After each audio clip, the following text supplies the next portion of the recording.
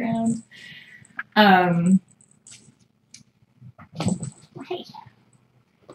So the most prudent course of action is to wait until their temperatures are back to normal, and then we'll do the spays and neuters at that point. We don't want to do anything that might put the babies at risk when they're under anesthesia. As you can see, Lindy and Salsa are their usual scampy selves. They're eating and drinking and running around and acting normal.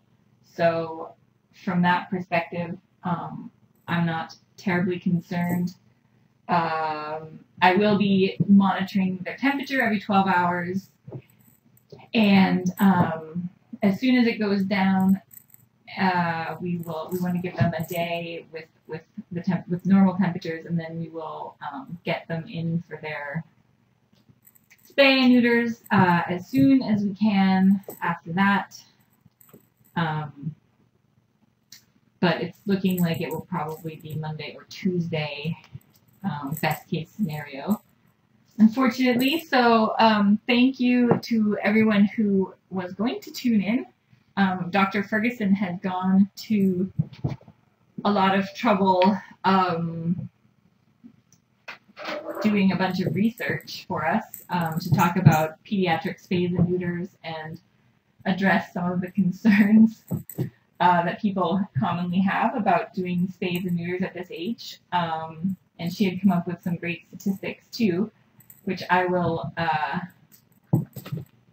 let her share for the most part. But the one that I found pretty compelling was that Cornell University has done a lot of research about early spays and neuters, and they found one of the strongest reasons we do it in a shelter setting is to make sure that there's no chance that if we adopt a kitten out,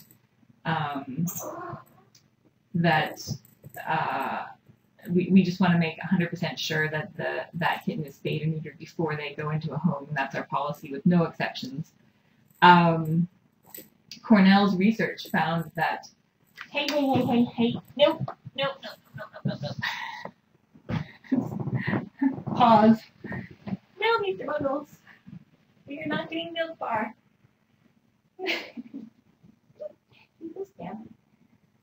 think he's just playing. But anyway, Cornell University found that when shelters that adopted kittens out and cats out that were not spayed and made the adopters sign contracts to get them spayed and neutered, only 40% of those adopters actually got them spayed and neutered, which to me was just staggering. But that's one of the reasons that we insist on spaying and neutering everybody before they go out the door.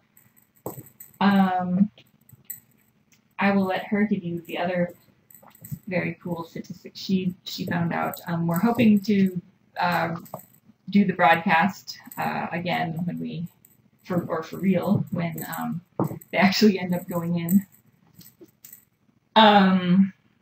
Calypso has been spayed. Hey. Excuse me. Calypso has been spayed.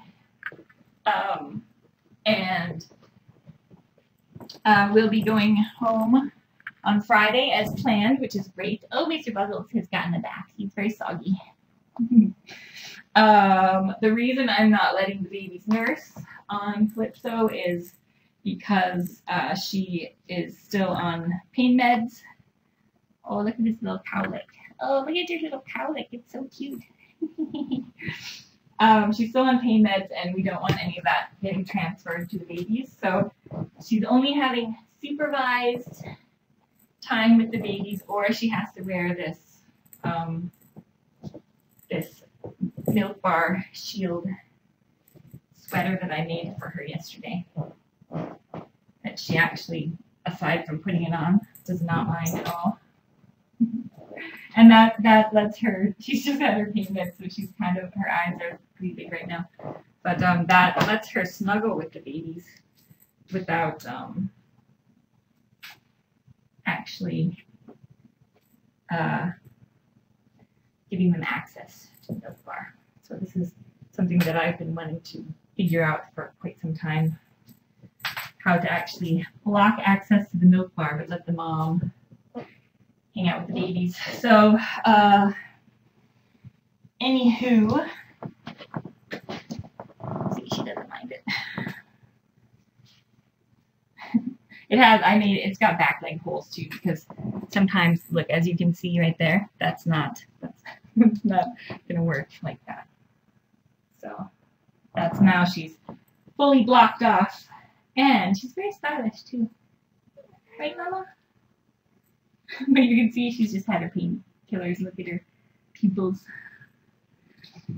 But her incision looks great. She's healing very nicely, aren't you, Mommy? She's all microchipped and ready to go.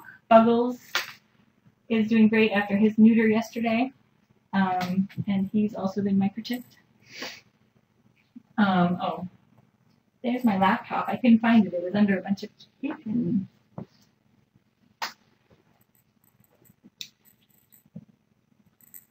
I was going to try to see if anyone was asking questions in the chat room, but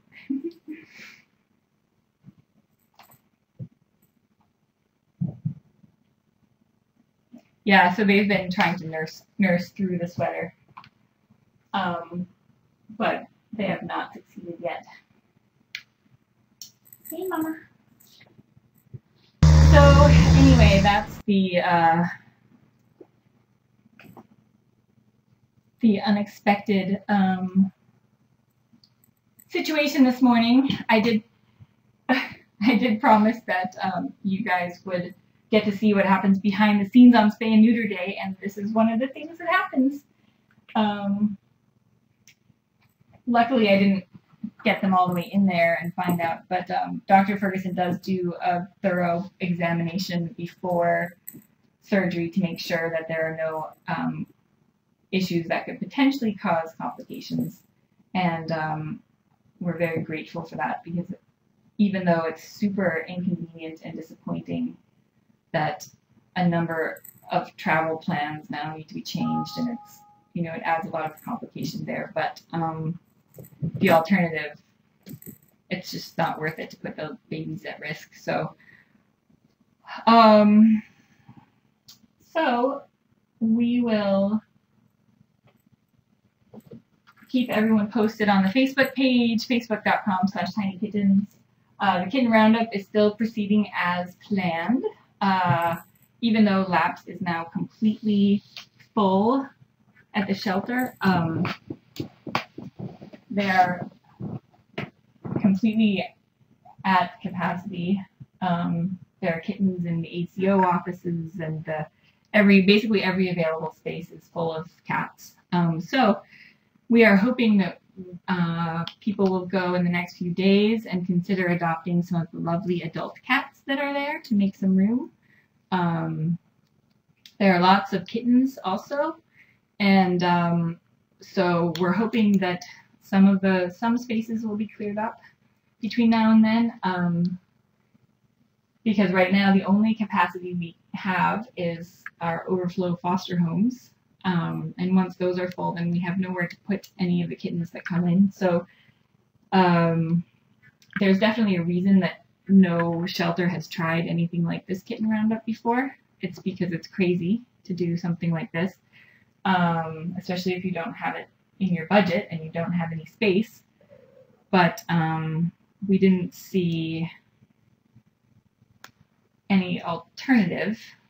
After the third litter of kittens was found dumped in a box, there has to be something that we can do to help let people know that there are options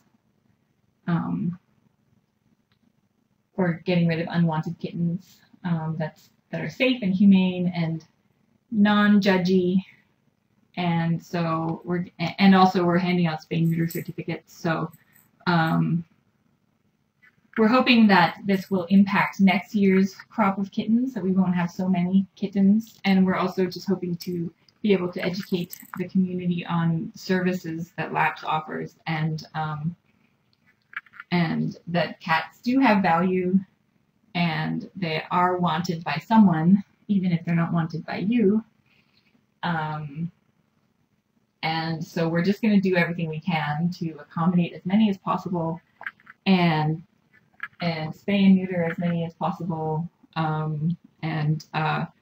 We're hoping that we'll be able to go to the community and get some help with fundraising for that, and more foster homes if we need them. We have no idea what's going to happen.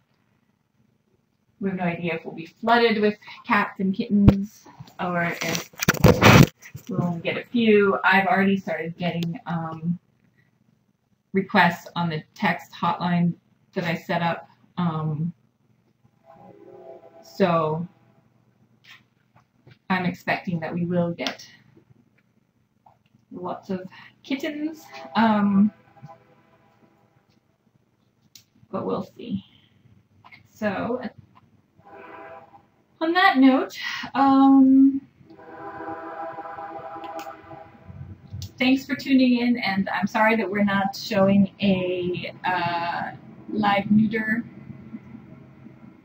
of babies, and you don't get to ask Dr. Ferguson your questions, but we'll try to reschedule that and try to make that happen once we know when we can do it.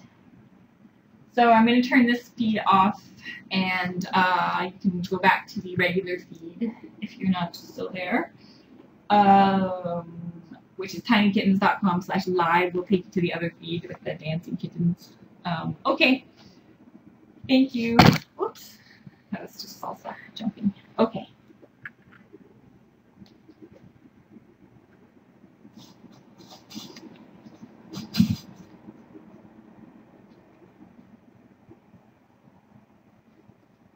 Oh, Mickey, you need to have a little nap. So I'm going to go get another thermometer so I can make sure that I'm getting accurate temperature readings.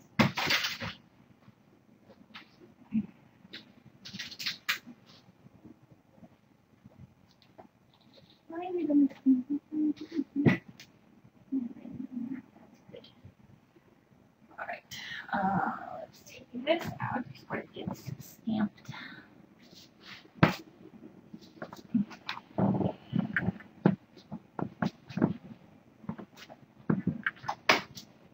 Oh, Mr. Fox. Guess I have to. No way I'm getting that out the door. Alright, I'm going to go.